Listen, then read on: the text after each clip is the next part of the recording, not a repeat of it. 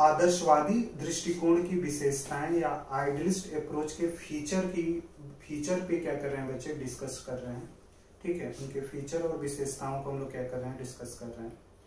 तो जो third point है बच्चे, वहां पे आओगे बच्चे, तो इन्होंने आइडियलिस्ट जो अप्रोच है यानी आदर्शवादी जो दृष्टिकोण है बच्चे, वो युद्ध को कानून के द्वारा क्या किया जा सकता है, रोका जा सकता है, ऐसा आइडियलिस्ट मानते हैं बच्चे। आदर्शवादी विचारकों का मानना है कि युद्ध जैसी चीजों को अंतरराष्ट्रीय कानून या अंतरराष्ट्रीय विधियों के द्वारा हम क्या कर सकते हैं, रोक सकते हैं। अच्छे कानून का निर्माण करके हम क्या कर सकते हैं, युद्ध की संभावनाओं को कम किया जा सकता है।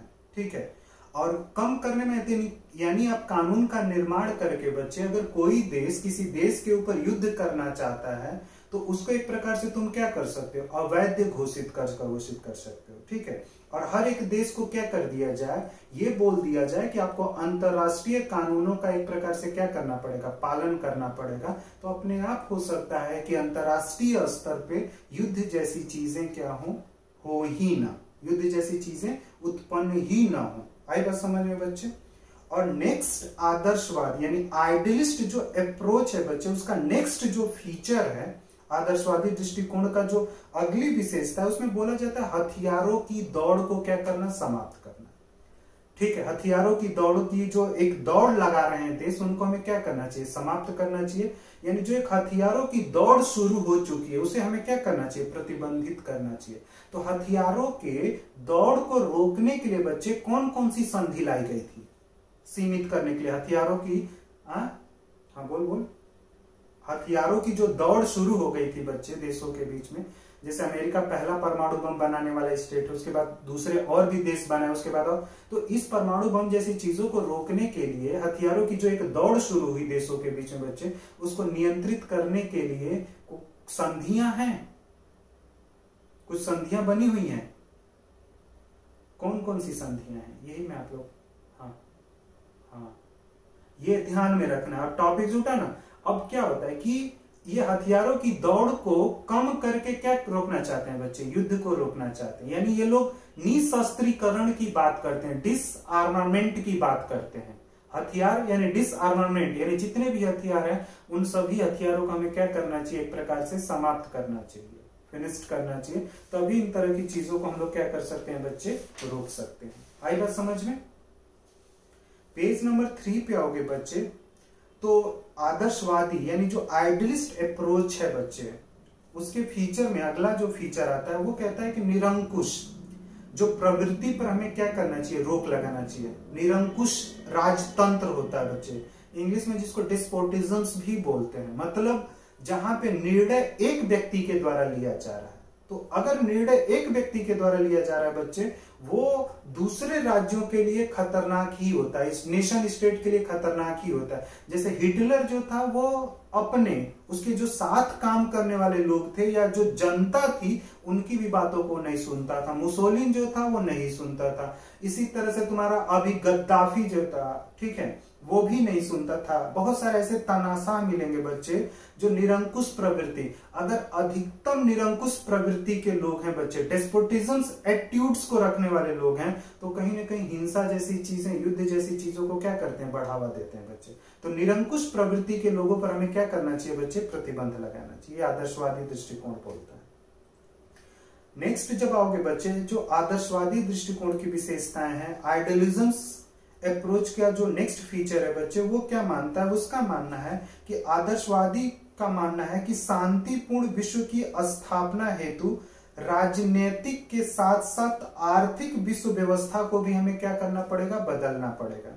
ठीक है, यानी कह रहा है कि पीसफुल अगर एक वर्ल्ड आप बनाना चाहते हैं, एक पीसफुल वर्ल्ड का फॉर्मेशन करना चाहते हैं, एक शांतिपूर्ण विश्व का निर्माण करना चाहते हैं, तो राजनीतिक यानी पॉलिटिकल बेस पर भी आपको काम करना पड़ेगा और इकोनॉमिकल बेसिस पर भी आपको क्या करना पड़ेगा, काम करना पड़ेगा।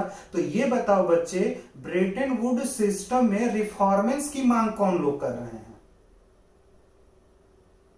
मैंने बोला बच्चे कि जो ब्रेटन वुड सिस्टम है बच्चे, उसमें रिफॉर्मेंस होनी चाहिए, इसकी मांग किस तरह के विचारधारा के लोग कर रहे हैं?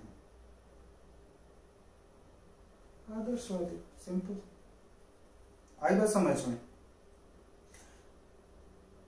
ठीक, नेक्स्ट जब आओगे बच्चे तो इस दृष्टिकोण, अगला जो है बच्चे अप्रोच जो है उसका फीचर में बच्चे कह रहा है कि इस दृष्टिकोण के अंतर्गत राज्य किसी शक्ति अथवा युद्ध की देन नहीं है। कहने का मतलब यहाँ पे है बच्चे, राज्य जैसी जो संस्था तुम्हें दिख रही है बच्चे, ये किसी युद्ध का परिणाम नहीं है, किसी शक्ति का परिणाम नहीं है बच्चे। राज्य जैसी जो संस्था है या राष्ट्र जैसी जो संस्था है, उनका क्या होता है, क्रमिक विकास होता है बच्चे। जैसे प्लेटो ने बोला था, अरस्तु ने बोला था कि राज्य जो है वो क्या होता है, एक राज्य का एक प्रकार का क्या होता है, राज्य जो है उसका एक क्रमिक विकास, यानी राज्य जो है वो क्रमिक विकास का क्या है, परिणाम है बच्चे। अरे पहले व्यक्ति होगा, व्यक्ति से परिवार बना होगा, परिवार से समाज बना होगा, समाज से समुदाय बना होगा, समुदाय से क्या बना होगा, स्टेट बना होगा। तो एक क्या हुआ, क्रमिक विकास हुआ या नहीं हुआ, कि युद्ध हुआ और उसके बाद से कोई राज्य बना है। आदर्शवादी बोलते हैं कि नहीं, युद्ध का परिणाम नहीं है, शक्ति का परिणाम नहीं है। शक्ति यानी तुम अपनी इच्छा किसी के ऊपर थोप कर क्या तुम उससे कोई भी कार्य करा सकते हो, नहीं। वो तभी तक तुम्हारे कार्यों को करेगा बच्चे जब तक वो तुम्हें डर रहा है, और जिस दिन उसे लगेगा कि नहीं मैं तुम्हारे कार्य को नहीं करूंगा या नहीं मानूंगा, तो फिर क्या होता है, वो किसी की शक्ति से थोड़ी डरते हैं। जैसे पिक्चर में देखते हो, एक एरिया का कोई गुंडा होता है, सबसे क्या करता है, पैसा कलेक्शन करता है, लेकिन बाद में जनता में एक इच्छा शक्ति की क्या होता है, विकास होता है, और वो क्या कर देते हैं, देने से मना कर देते हैं। तो लोग सहमति से, ठीक है ना, शक्ति का समर्थन करते हैं। शक्ति को डर से अपनाया नहीं जाता है बच्चे, शक्ति से तुम डर, शक्ति के द्वारा डर बहुत कम समय के लिए होता है, ठीक है ना।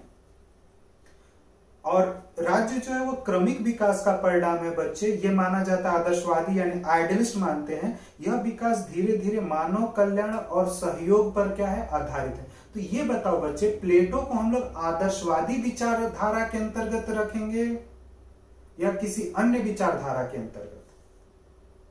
अरस्तु को, अरस्तु भी बोल अरस्तु भी बोल रहा है, तो बाद में और विचारधारा पढ़ेंगे तो ये बोल सकते हैं कि प्लेटो और अरस्तु में और भी अन्य विचारधाराओं का प्रभाव है। अभी तो हम आदर्शवादी विचारधारा के अनुसार मैंने थोड़ा सा बताया तुम्हें, अभी तो मैंने और विचारधारा बताई नहीं बच्चे। जब यथार्थवादी विचारधारा बताऊंगा तब तुम्हें लगेगा अच्छा नहीं इसमें ये भी विचारधारा है और ये भी विचारधारा है बच्चे, तब उसका तुम बेहतर तरीके से क्या कर सकते हो, विश्लेषण कर सकते हो बच्चे। आई बात समझ में?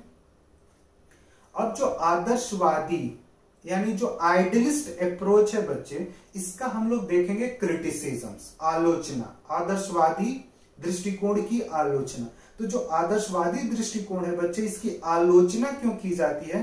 तो कारण है बच्चे, जो आदर्शवादी दृष्टिकोण है इसकी आलोचना के पीछे का जो कारण है बच्चे, क्योंकि यहाँ पे नैतिकता पे बहुत अधिक बल दिया जाता है, ठीक है, और नैतिकता पे बहुत बल दिया जा रहा है। तो ये लोग क्या कर रहे हैं बच्चे, अंतरराष्ट्रीय संबंधों में नैतिकता जैसी चीजों का महत्व नहीं होता है बच्चे, क्योंकि मैंने बताया हुआ कि हर एक राष्ट्र के लिए अपना राष्ट्र हित जो है वो सबसे अधिक महत्वपूर्ण होता है।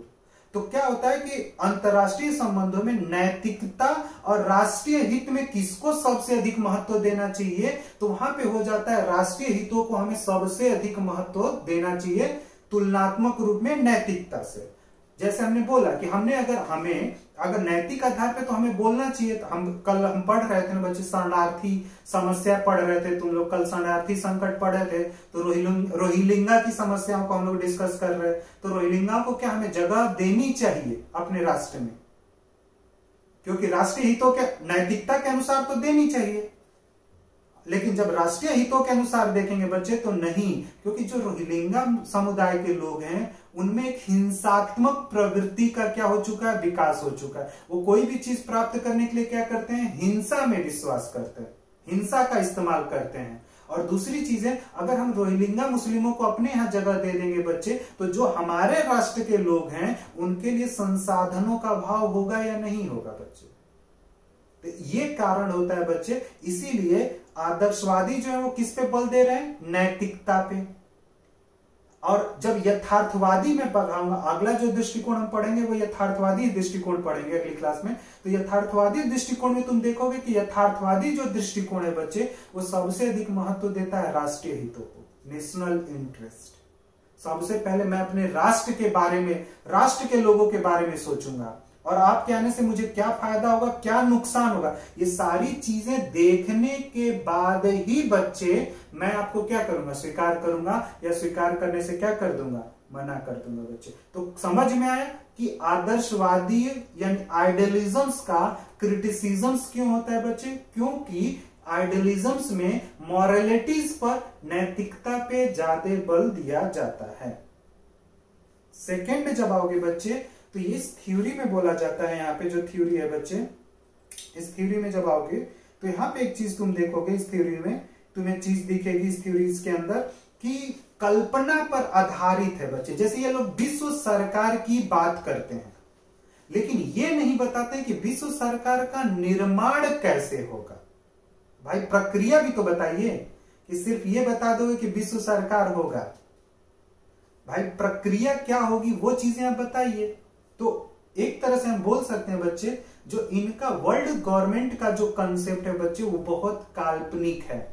जैसे प्लेटो ने एक आइडल स्टेट की बात तो की थी, लेकिन एक आइडल स्टेट का निर्माण कैसे होगा ये प्लेटो ने बताया था, लेकिन स्वाभाविक रूप में उस प्रकार का स्टेट बनाना क्या था, संभव नहीं था। इसलिए ही तो प्लेटो को हम लोग क्या बोलते हैं, यूटोपियन बोलते हैं, कल्पना कोपित बोला जाता है।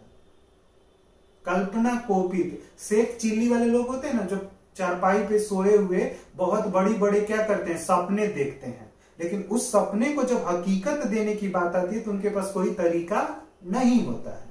आई बात समझ में? तो इस तरह के लोगों को ही बच्चे हम लोग क्या बोलते हैं, कल्पना कोपित बोलते हैं। तो जो आदर्शवादी हैं, बातें तो वो अच्छी कर रहे हैं, बड़ी कर रहे हैं, लेकिन उन बातों को अगर व्यवहारिक रूप देना है तो कोई तरीका नहीं है।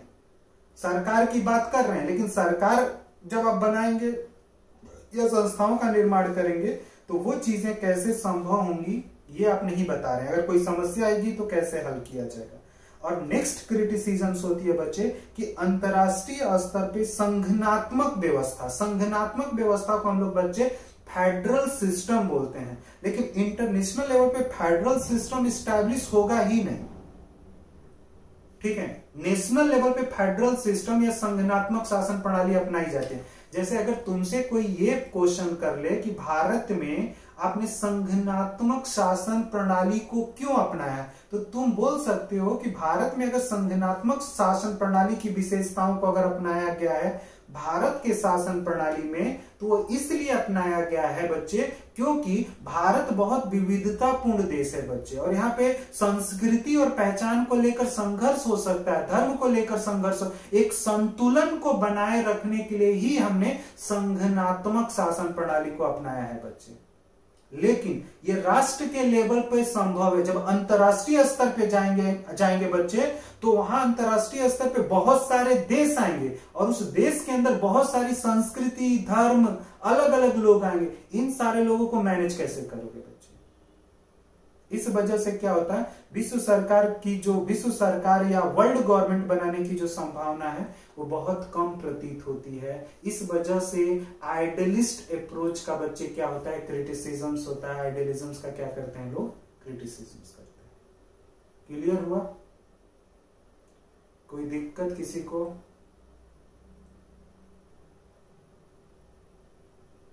हाँ, वही जो कल्याणकारी, जैसे कल्याणकारी राज्य जो है वो भी उदारवादी आदर्शवादी ही है बच्चे।